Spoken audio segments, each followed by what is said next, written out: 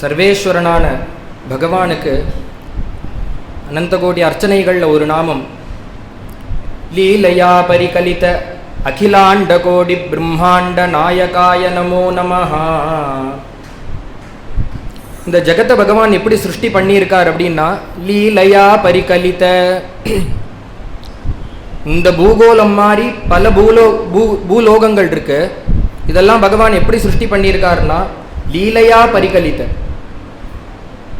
விளையாட்டாக உருட்டி போட்டிருக்கான். எப்படி விளையாட்டாக உருட்டி போட்டிருக்கான்னா, அக்ரஹாரத்தில் இருக்கிற மாமிகள்லாம் என்ன பண்ணுவான்னா, கருடாத்து மாவு பசைவா அதை காய வைக்கிறதுக்கு அந்த திண்ணையில் உட்காந்துட்டு பக்கத்தாத்து மாமி கூட பேசிகிட்டே இருக்கிற காலத்தில் வாய் பாட்டுக்கு பேசும், கண்ணு பாட்டுக்கு காரியத்தை பார்த்துன்னு அவளை பார்த்துட்டு பேசுவா, வாக்கில் பேசிகிட்டே இருப்பா.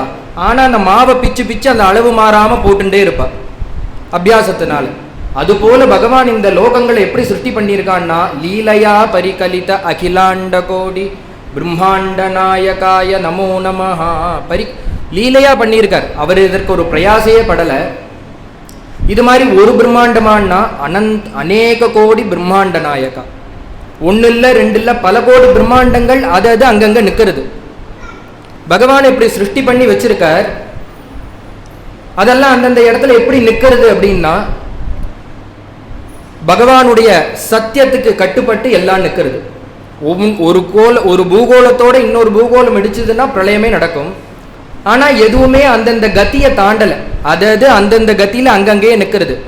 சந்திரன் அந்த இடத்துல இருக்கார், சூரியன் அவருடைய ஸ்தானத்திலேயே இருக்கார். சூரியன் கொஞ்சம் பூமிக்கு நெருக்கமாக வந்தால் பூமி புசுங்கி போயிடும்.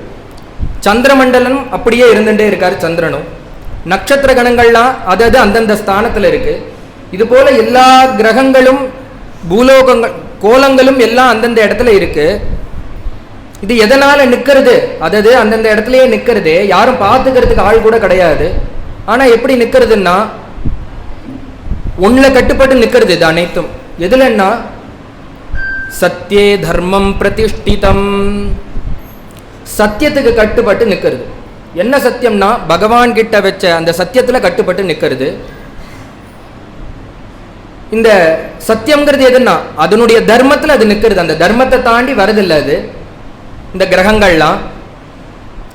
ஏன்னா தர்மத்துக்கு அவ்வளோ முக்கியத்துவம். தர்மம்னா என்னன்னா, அவன் காரியத்தை செய்யறது தான் தர்மம். அப்பேற்பட்ட அந்த தர்மத்தை தர்மம்னு சொன்னா போராது, அதை எடுத்து காமிக்கணும், உலகத்துக்கு எடுத்து காமிக்கணும்.